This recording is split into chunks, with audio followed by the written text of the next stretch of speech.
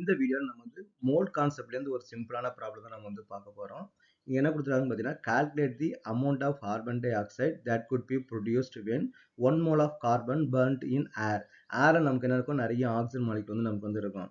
அப்போ நமக்கு என்ன நடக்குன்னு பார்த்தீங்கன்னா, கார்பனும் ஆக்சிஜன் நமக்கு வந்து கம்பைன் பண்ணும்போது, இப்போ கார்பன் வந்து இருக்குது, ப்ளஸ் நமக்கு என்ன ஆக்சிஜன் வந்து ஓட்டு வந்து இருக்குது. ரெண்டு கம்பைன் பண்ணும்போது நமக்கு என்ன கிடைக்குன்னு பார்த்தீங்கன்னா, கார்பன் டை ஆக்சைடு வந்து கார்பன் டை ஆக்சைடு வந்து நமக்கு வந்து கிடைக்குது. சரி, இதான் நமக்கு வந்து ரியாக்ஷன். இப்போ என்ன கொடுத்துருக்காங்க, கார்பன் வந்து நமக்கு வந்து 1 மோல் வந்து நமக்கு கொடுத்துருக்காங்க. அப்போ ஆக்சிஜன் வந்து ஏர்ல வந்து பர்ன் பண்றாங்க. அப்போ ஏர்ல வந்து ஆக்சிஜன் வந்து நிறைய இருக்கும். அப்போ எவ்வளவு வேணாலும் ஆக்சிஜன் வந்து நம்ம வந்து எடுத்துக்கலாம். அது வந்து அன்லிமிட்டடா வந்து இருக்குது. அப்போ நமக்கு கார்பன் நமக்கு எவ்வளவு இருக்குது, 1 மோல் வந்து இருக்குது இல்லையா? அப்போ இது பேலன்ஸ், இது வந்து ஆல்ரெடி பேலன்ஸ்டா தான் இருக்குது. அப்போ 1 மோல் கார்பன் நமக்கு எவ்வளவு ஆகுன்னு பார்த்தீங்கன்னா, 1 மோல் கார்பன் டை ஆக்சைடு வந்து நமக்கு வந்து ப்ரொடியூஸ் பண்ணா நமக்கு வந்து எந்த டவுட்டுமே நமக்கு வந்து கிடையாது. அப்போ 1 மோல் என்ன கேட்டாங்க, இங்க வந்து அமௌண்ட்னு கேட்டிருக்காங்க. அப்ப அமௌண்ட்னா நம்ம என்ன பண்ணணும், கிராம்ல வந்து நமக்கு வந்து சொல்லணும்.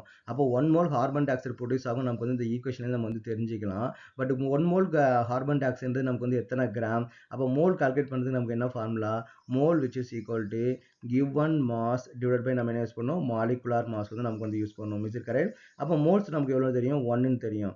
கிவன் மாஸ் நமக்கு வந்து எவ்வளவுன்னு தெரியாது, xன்னு எடுத்துப்போம். மாலிகுலார் மாஸ், கார்பன் டை ஆக்சைடோட மாலிகுலார் மாஸ் வந்து எவ்வளவு வரும், கார்பனுக்கு வந்து பார்த்தீங்கன்னா 12, 2 ஆக்சிஜன் நமக்கு வந்து 32. அப்போ ஓவரால் நமக்கு வந்து 44 வந்து கிடைக்கும். அப்போ 44, அப்போ what is the x which is equal நமக்கு என்ன, 44 கிராம் வந்து நமக்கு வந்து கிடைக்கும். அப்போ கார்பன் டை ஆக்சைடு நமக்கு வந்து எவ்வளவு கிடைக்கும்னு பார்த்தீங்கன்னா 44 கிராம் வந்து கிடைக்கும். அப்போ 1 மோல் கார்பன் எடுத்துக்கிட்டு அதை நீங்க பர்ன் பண்ணீங்கன்னா நமக்கு எவ்வளவு கிடைக்கும், 44 gram of carbon dioxide வந்து நமக்கு வந்து கிடைக்கும். இது வந்து நமக்கு வந்து ஃபர்ஸ்ட், இது வந்து நமக்கு வந்து முடிச்சிட்டோம். கரெக்டா? இப்போ நெக்ஸ்ட் கேஸ் எடுத்துப்போம். நெக்ஸ்ட் கேஸ் நமக்கு என்னது, அதே ஈக்குவேஷன் தான். கார்பனும் ஆக்சிஜனும் கம்பைன் ஆகும்போது நமக்கு என்ன கிடைக்கும் பார்த்தீங்கன்னா, கார்பன் டை ஆக்சைடு வந்து நமக்கு வந்து கிடைக்குது. ஓகேவா? கார்பன் டை ஆக்சைடு கிடைக்குது. இங்க என்ன யூஸ் பண்ணிக்கிறாங்க, 1 மோல் கார்பன் நம்ம வந்து எடுத்துக்கிறாங்க. 1 மோல் கார்பன், ஆக்சிஜன் வந்து நமக்கு என்ன, 16 கிராம் வந்து நம்ம எடுத்துக்கிறாங்க. ஓகே, இப்போ 16 கிராம் வந்து எடுத்துக்கிறாங்க. இப்போ எவ்வளோ கார்பன் டை ஆக்சைடு வந்து ஃபார்ம் ஆகும்னு கேட்டுக்கிறாங்க. அப்போ இந்த பேலன்ஸ் ஈக்குவேஷன் நமக்கு என்ன தெரிஞ்சுக்கலாம், ஒரு கார்பன் ஒரு ஆக்சிஜன் கம்பைன் ஆகி ஒரு கார்பன் டை ஆக்சைடு வந்து நமக்கு வந்து ப்ரொடியூஸ் பண்ணுது. அப்போ நம்ம என்ன பண்ணணும், 1 மோல் கார்பன் 1 மோல் ஆக்சிஜன் கூட ரியாக்ட் பண்ணி 1 மோல் கார்பன் டை ஆக்சைடு வந்து நமக்கு வந்து கொடுக்கும் இல்லையா? அப்போ கார்பன் வந்து நமக்கு வந்து 1 மோல் வந்து இருக்குது.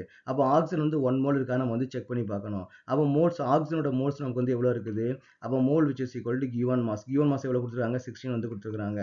அப்போ மாலிகுலர் மாஸ் நமக்கு என்னது, 32. அப்போ which is equal நமக்கு என்ன, 0.5 மோல் தான் நமக்கு வந்து இருக்குது. ஓகேவா? 0.5 மோல். அப்போ நமக்கு வந்து ஆக்சிஜன் வந்து நமக்கு வந்து எவ்வளோ தான் இருக்குது, 0.5 மோல் தான் நமக்கு வந்து இங்கே இருக்குது. இது கரெக்டாக? அப்போ 0.5 மோல். அப்போ ஒரு மோல் கார்பன் வந்து ரியாக்ட் ஆகும்னா 1 மோல் ஆக்சிஜன் வந்து நமக்கு வந்து தேவைப்படும். ஆனால் 1 மோல் ஆக்சிஜன் வந்து இங்கே இல்லை. அப்போ வெறும் 0.5 மோல் தான் இருக்குது.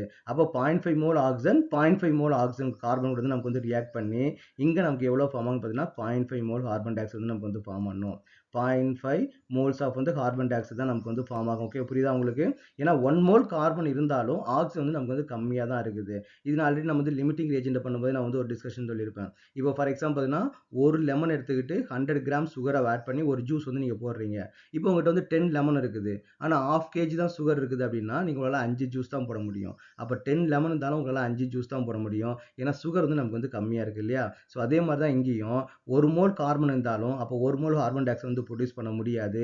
ஏன்னா ஆக்சிஜன் வந்து கம்மியாக இருக்குது. அப்போ ஆக்சிஜனுக்கு ஏற்ற மாதிரி தான் கார்பன் டை ஆக்சைடு வந்து நமக்கு வந்து ப்ரொடியூஸ் ஆகும். அப்போ 0.5 மோல் அவுட் இருந்துச்சு அப்படின்னா 0.5 மோல் கார்பன் டை ஆக்சைடு தான் நமக்கு வந்து ஃபார்ம் ஆகும். அப்போ 0.5 மோல் கார்பன் டை ஆக்சைடு நமக்கு எத்தனை கிராம், இப்போ நீங்கள் கார்பன் டை ஆக்சைடு என்ன 0.5 மோல் உங்களுக்கு தெரியும்.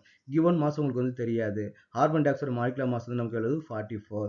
அப்போ x ஈக்குவல் நமக்கு என்ன வரும், 0.5 இன்ட்டு நமக்கு என்ன, 44. 0.5ன்றது 1/2. அப்போ நமக்கு எவ்வளோ கிடைக்குன்னா 22 gram of carbon dioxide வந்து நமக்கு வந்து கிடைக்கும். Okay, is it correct? இது வந்து நமக்கு வந்து செகண்ட் சப்டிவிஷன். அடுத்த நெக்ஸ்ட் என்ன, தேர்ட் சப்டிவிஷன். தேர்ட் சப்டிவிஷன் நமக்கு என்ன பண்றாங்க, கார்பன் தான் பண்றாங்க, அதே ஆக்சிஜன் தான் எடுக்கிறாங்க. அது நமக்கு வந்து கார்பன் டை ஆக்சைடா நமக்கு வந்து மாறுது இல்லையா? இங்க என்ன பண்றாங்கன்னா 2 மோல் கார்பன் வந்து எடுத்துக்கிறாங்க. இந்த தடவை கார்பன் வந்து நிறைய எடுத்துக்கிறாங்க, 2 மோல் வந்து எடுத்துக்கிறாங்க. ஆனா ஆக்சிஜன் வந்து நமக்கு வந்து அதே 16 கிராம் தான் நமக்கு வந்து எடுத்துக்கிறாங்க. அப்போ எவ்வளவு கார்பன் டை ஆக்சைடு வந்து கிடைக்கும்? அப்போ கார்பன் நீங்க 2 மோல் எடுத்திருந்தாலும் ஆக்சிஜன் நமக்கு எவ்வளவு இருக்குது, 0.5 மோல் தான் இருக்குது. போன தடவை நம்ம கண்டுபிடிச்சிருக்கிறோம் இல்லையா? ஆக்சிஜன் எவ்வளவு இருக்குது, 0.5 மோல் தான் இருக்குது. அப்போ 0.5 மோல் ஆக்சிஜன் 0.5 மோல் கார்பன் கூட தான் ரியாக்ட் பண்ணும். அப்போ கார்பன் டை ஆக்சைடு நமக்கு எவ்வளவு இருக்கும், 0.5 மோல் தான் நமக்கு வந்து ஃபார்ம் ஆகும். அப்போ 0.5 மோல்ன்றது நமக்கு எத்தனை gram, 0.5 mole carbon di oxide which is equal to இது எத்தனை கிராம்னு வந்து பார்த்தீங்கன்னா 22 கிராம். போனது தான் கண்டுபிடிச்சிருக்கோம் இல்லையா? அப்போ 0.5 மோல்ன்றது நமக்கு வந்து எத்தனை கிராம்? வெறும் 22 கிராம் தான். ஓகே, போனதுலேயே நம்ம வந்து கண்டுபிடிச்சிருக்கோம். அப்போ அதே சிமிலர் ஆன்சர் தான் நமக்கு வந்து வரும். அப்போ 2 mole of carbon burn with 16 gram of dioxide எடுத்துக்கிட்டீங்க அப்படின்னா அப்போ நமக்கு எவ்வளோ கார்பன் டை ஆக்சைடு நமக்கு கிடைக்கும்? 22 gram of carbon dioxide தான் கிடைக்கும். இது வந்து மோல் கான்செப்டை பேஸ் பண்ணி வரக்கூடிய ஒரு சிம்பிளான ஒரு ப்ராப்ளம். ஓகேவா?